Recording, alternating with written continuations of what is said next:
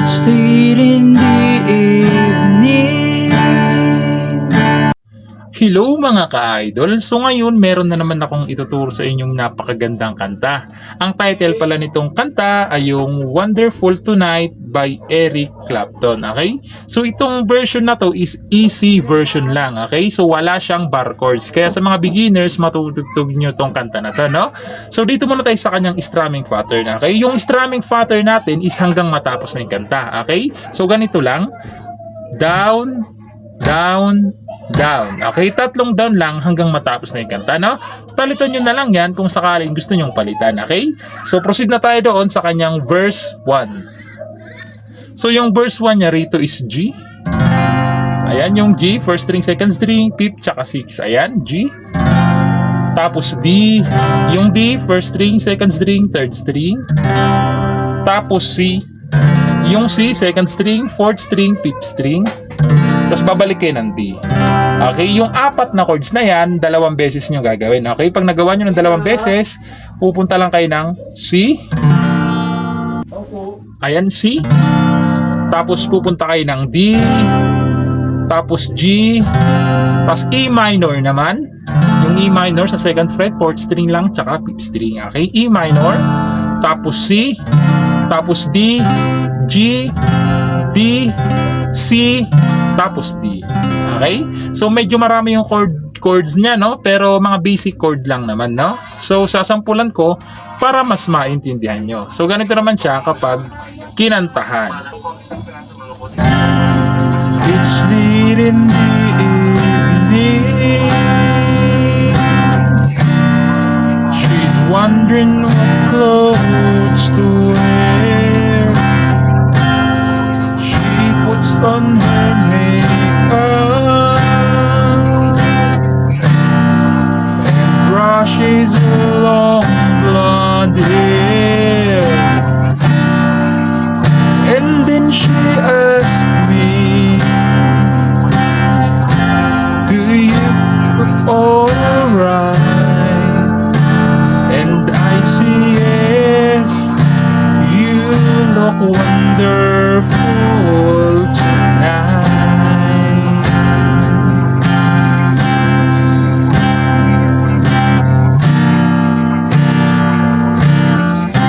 Tapos, verse 2. Okay? So, yung verse 2 doon sa part na We go to a party. so, doon na yun sa verse 2, no? So, proceed naman tayo doon sa kanyang verse 2. So, yung verse 2 niya naman dito mga ka-idol is same lang. Okay? Total same lang. Sasabihin ko na lang, no? Ayan, G, D, C, tapos D. 2 times yung gagawin. Tapos C ulit. Tapos D, G, E minor, C, D, G, D, C, tapos D. Okay, same lang yan. So, kantahan ko yung verse 2 para mas maintindihan nyo. So, ganito naman siya kapag kinantahan. We go to a party and everyone turn to see this beautiful lady walking around with me. And then she asked me, do you feel alright? And I say yes, I feel wonderful tonight. Pagkatapos nito mga ka-idol, papasok na doon yung chorus. Okay? Pag natapos yung first 2, chorus na siya. So sa chorus naman doon sa part na I feel wonderful because I see. so doon na yun sa chorus, no? So proceed naman tayo doon sa kanyang chorus. So yung chorus niya rito mga ka-idol is C, D, G, E minor, tapos pupunta kayo ng C, D ulit, tapos C, tapos D ulit. Dinoble ko lang yan para hindi kayo malito. Tapos babalik lang kayo ng G, D, tapos C, tapos D. Okay? So, kakantahan ko yung kanyang chorus para mas maintindihan nyo. So, ganito naman siya kapag kinantahan.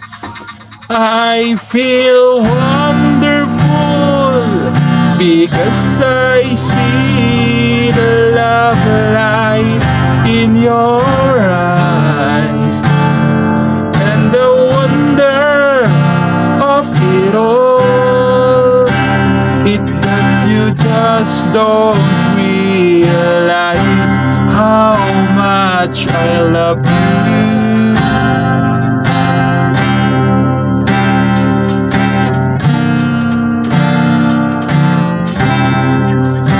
Tapos, babalik lang ulit kayo doon sa verse 3, okay? So, hindi ko nakakantahan yung verse 3 kasi same lang naman, no? Baka makapirate pa tayo pag kinantahan pa natin yung verse 3. So, ayun lang. Sana nagustuhan yung tutorial natin ngayon and bye-bye!